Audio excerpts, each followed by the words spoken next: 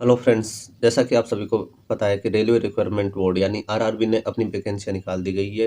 NTPC vacancy आ चुकी है जो ग्रेजुएशन लेवल की है। तो क्या है इनकी प्रोग्रेस, कब से फॉर्म स्टार्ट हो रहे हैं, कब लास्ट डेट है, सभी जानते हैं। चलो चलते हैं। जैसा कि सबसे पहले कि जो पब्लिश किया था आरआरबी ने अपनी वेबसाइट में, वो 13 तारीख को किया था, 13 सितंबर को। और इसके रजिस्ट्रेशन स्टार्ट वो हो रहे हैं 14 सितंबर से, यानी कि 14 सितंबर से आप इनके फॉर्म अप्लाई कर सकते हैं।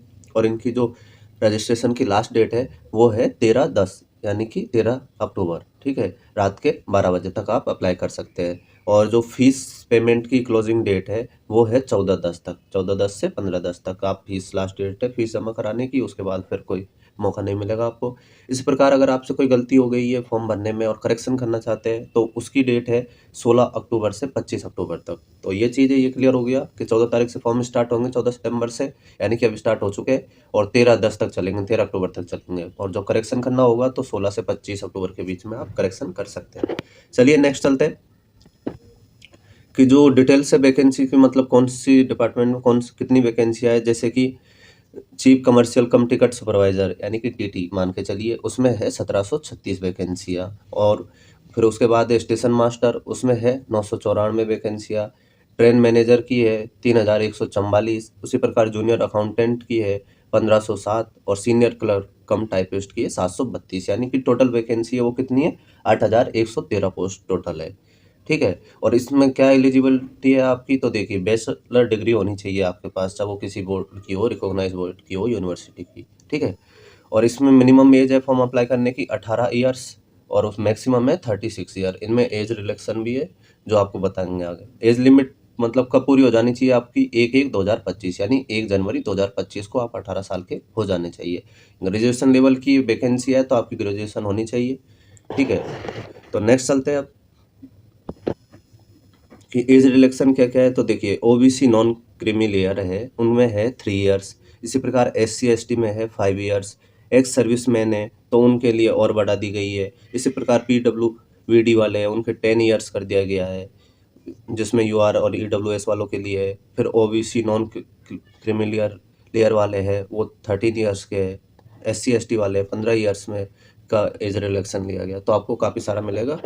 ठीक है। नेक्स्ट चलते हैं कि जो किस मोड में होगा। तो देखिए ये होगा कंप्यूटर मोड में, यानी कि एग्जाम होगी वो कंप्यूटर बेस्ड टेस्ट होंगे, सीबीटी बेस्ड।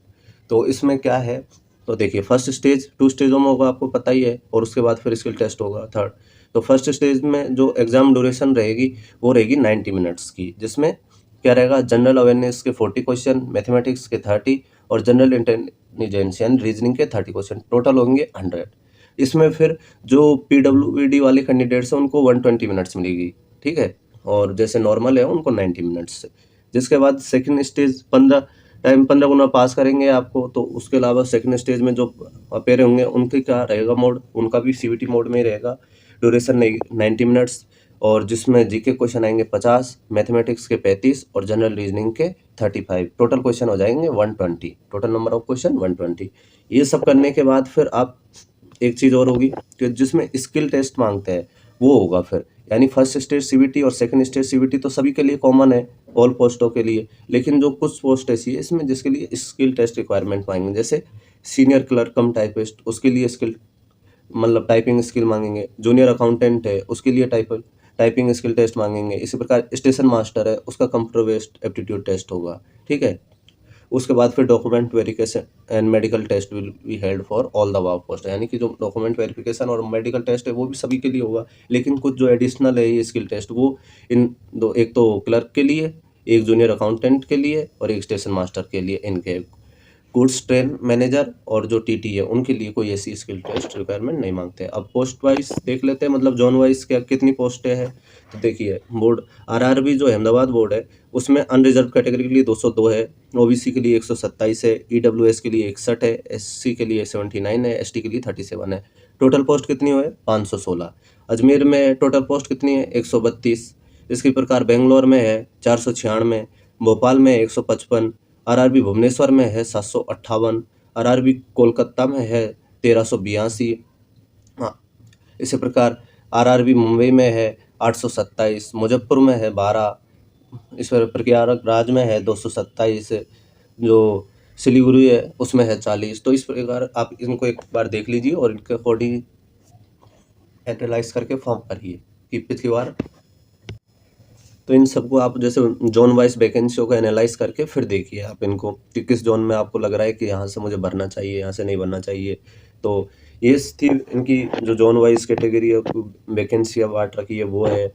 इसके बाद जो क्या एग्ज़ाम मोड कैसा था वो बताया, कब से स्टार्ट हो रही है, 14 से 13 सितंबर तक, वो 13 अक्टूबर तक फॉर्म चलेंगे, वो चीज़ आपको बता दिया। तो अच्छे से तैयार कीजिए। Thank you.